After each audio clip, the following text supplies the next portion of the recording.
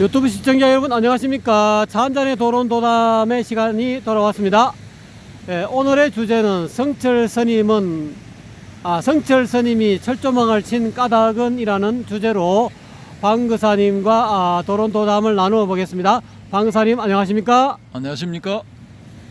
자, 한번 소개해 주시죠. 여기 저 앞 경치 말입니까?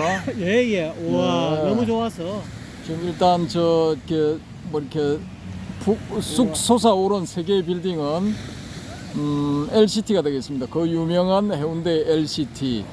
예, 왼쪽 두 건물은 이제 80여 층이라고 그러고요. 85층인가 6층인가 뭐 그렇답니다. 맨 오른쪽 건물은 101층이 되겠습니다. 예. 그래서 이제 저기 그 뭐 101층에는 이제 전망 100층인가 뭐 101층이 100층으로 제가 알고 있는데요. 100층에 전망대가 있다고 하니까 뭐 한 15,000원인가 20,000원인가 내면은 된답니다. 뭐 올라가실 분들은 올라가 보십시오. 예, 뭐 한번 이렇게 저런 높은 데서 이 해운대 백사장을 보는 것도 뭐 나름대로 재미가 있을 것 같습니다. 근데 어쨌든 저희들은 이제 5월 밤바다, 5월 해운대의 밤바다의 모습을 이렇게 한번 보여드리겠습니다. 해변으로 카메라를 돌려보겠습니다. 와,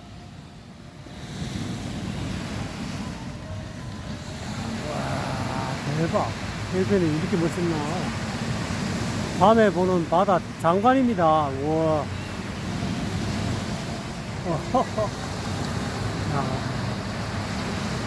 카메라로 촬영하니까 너무 멋지네. 멋있죠? 예, 멋있습니다. 그런 대로 괜찮은 것 같습니다. 야, 예. 경치 한번 끝내주네. 아이고. 자, 이번 여름에 대박 나겠네. 예, 이번 여름에 대박 나겠다고 합니다. 박도인께서 말씀을 하시니까 해운대 백사장 대박 난답니다. 여름에 많이 놀러 오십시오. 예, 그러고 이제 주제로 들어가겠는데요.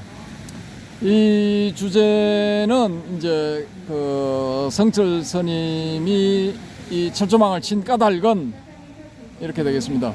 뭐 이유가 뭐겠습니까? 왜 성철 스님이 철조망을 쳤을까요? 제가 내리는 진단은 빠꾸또이기 때문입니다. 빠꾸또로 났거든요. 빠꾸또로 났기 때문에 이제 철조망을 쳤습니다. 그래서 그 이유를 알아보기 위해서는 이 성철 스님에 대해서 조금 이렇게 정보를 이제 알아보실 필요가 있습니다. 제가 알기로는 이분이 이제 일제 시대 6.25 사변, 한국 전쟁이죠. 6.25 사변, 그 다음에 뭐 또 이제 4.19, 5.16 군사혁명 이런 걸 이제 다 겪으신 분이고, 60년대, 70년대, 80년대 이렇게 이제 쭉 대한민국 불교계의 대표적인 인물로서 이제 활동을 하신 분이거든요. 종정도 2번인가 3번인가 뭐 역임을 하신 걸로 알고 있고요.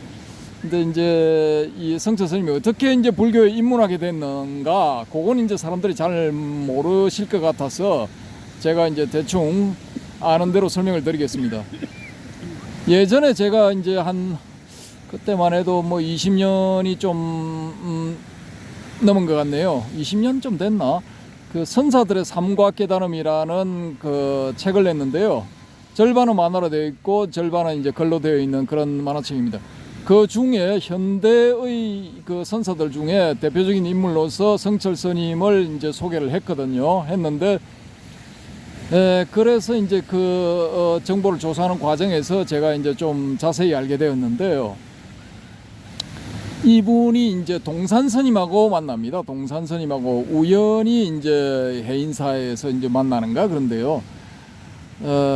그렇게 해서 이제 인연이 되어서 이렇게 출가를 하게 됩니다. 하게 되는데, 성철 스님이 출가를 할 때 당시의 이제 나이가 20살 전으로 제가 알고 있거든요. 20살 전으로 알고 있고, 학력은 초등학교 2, 3학년? 요즘 초등학교 옛날에는 국민학교인가 소학교 뭐 그랬을 수도 있고요. 소학교 2, 3학년 혹은 국민학교 2, 3학년. 그런 학력으로서 이제 출가를 한 걸로 제가 알고 있거든요. 이제 학력은 이제 소위 말하는 가방끈이 짧은 거죠. 짧은 건데 이제 그때 그 당시에는 대부분의 사람들이 그랬습니다. 초등학교도 뭐 겨우 나올똥말똥이고 뭐 예를 들어 경성, 지금의 서울에 아주 뭐 이렇게 부잣집 자제들 혹은 뭐 권력자 자제들 뭐 이렇게 되어야 뭐 일본에 유학도 가고 한국에서 뭐 전문 학교 혹은 뭐 대학 뭐 이런 데를 나오고 이렇게 했었단 말입니다. 그래서 시골 지금도 그 해인사 근처는 좀 이제 시골이라고 볼 수가 있죠. 자가용이 없으면 접근하기 힘듭니다. 버스 타고 뭐 기차 타고 이렇게 가기는 사실 힘들거든요. 그래서 이제 지금도 그런데 지금부터 한 뭐 80년, 100년 전에는 뭐 말할 필요가 없겠죠. 그래서 그때 이제 성철 스님이 이 초등학교 중퇴의 학력으로서 이 동산 스님 밑에서 이제 출가를 하게 됩니다. 근데 동산 스님은 성철 스님이 이제 인재다. 이제 소위 말하는 건기, 이 선불교에서 말하는 건기 중에도 상근기라고 보고 이제 받아들인 거죠, 제자로. 그래서 어떤 측면에서는 이제 유인을 한 그런 측면도 있습니다. 뭐 사람을 잡기 위해서 투망을 쳤다, 뭐 그런 표현도 가능하고요.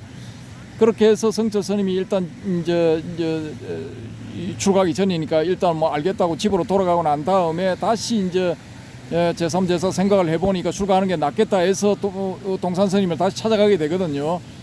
그렇게 해서 이제 출가를 한 다음에 동산 스님이 선성이니까 이제 참선 지도를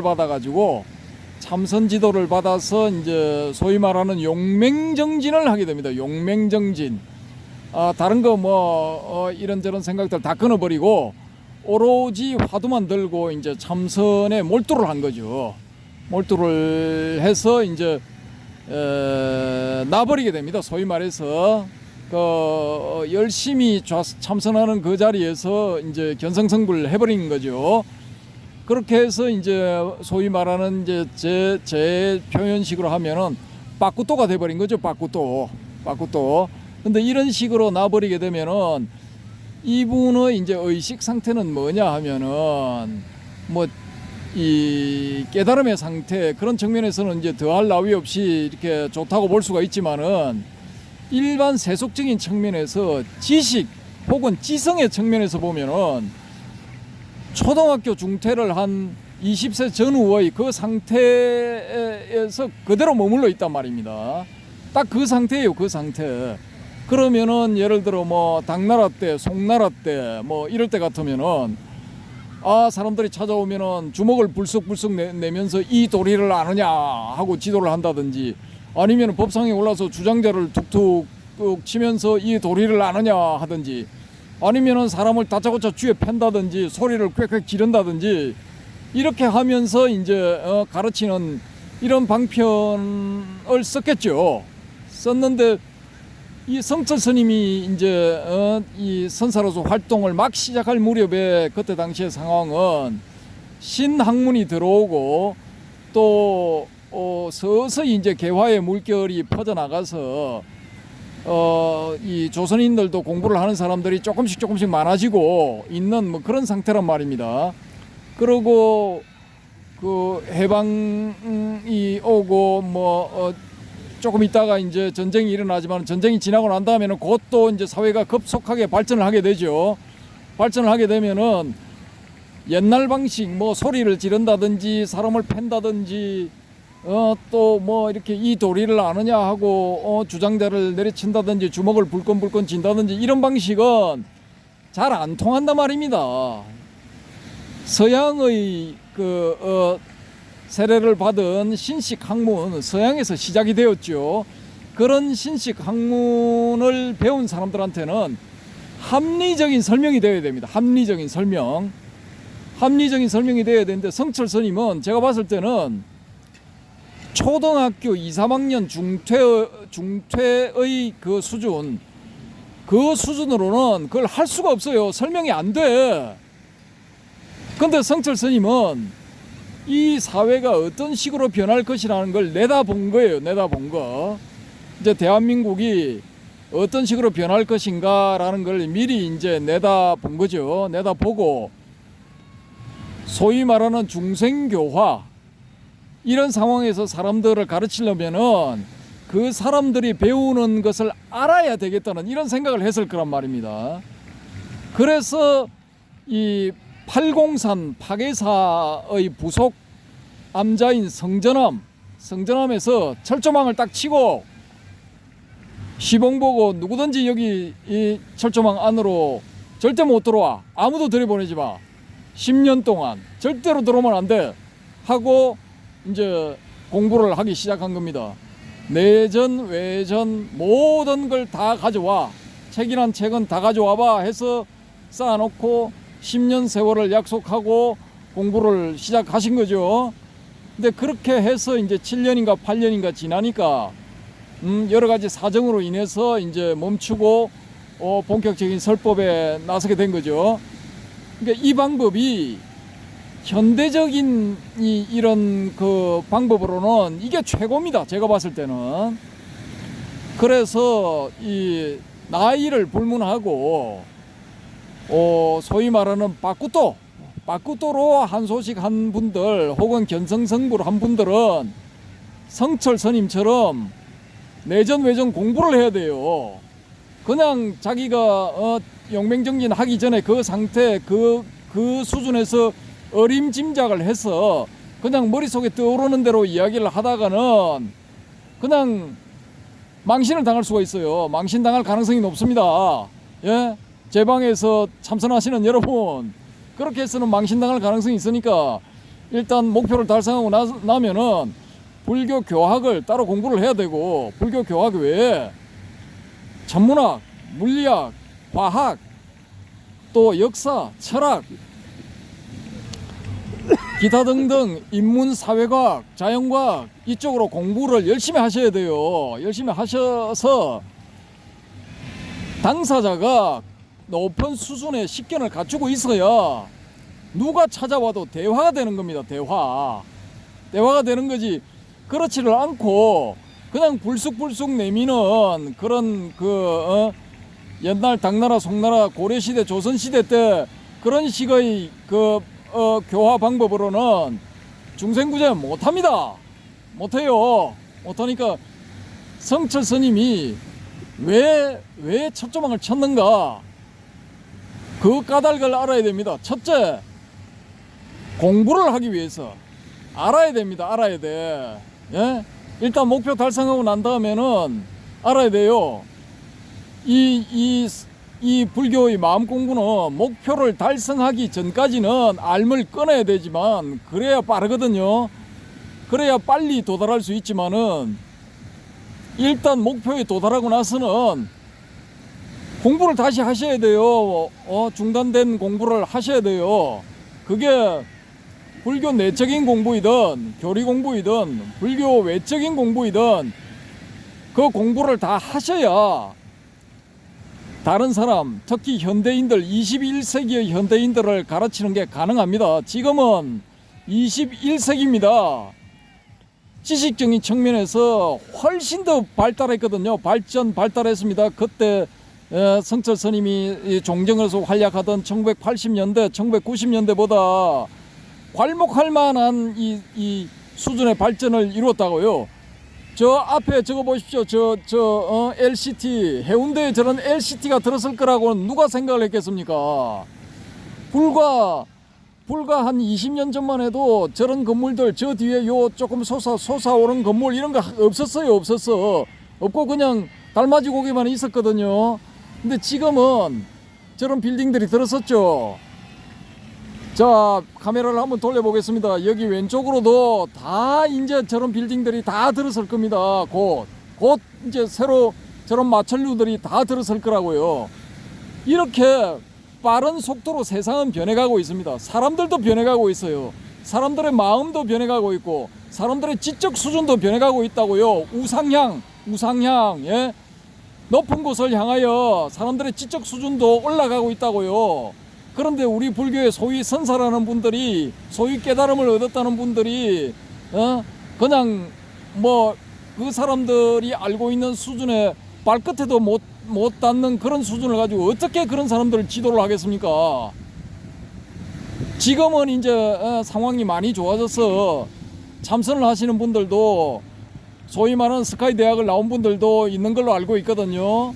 그러니까 그런 분들은 이제 이 자기 자신의 알미 목표를 달성하는데 방해가 될 수도 있지만은 그걸 극복하고 목표를 달성하셨다 그럴 경우에는 아주 자유자재로 쓸 수가 있죠. 원래 지식 내지 지성이 아주 높은 수준으로 갖춰져 있으니까 막 자유자재로 쓸 수가 있는 겁니다. 그게 말이 되었든 행동이 되었든 뭐가 되었건 마음대로 지금 21세기 중생들을 다룰 수가 있다고요. 그런데 그게 안 되는 분들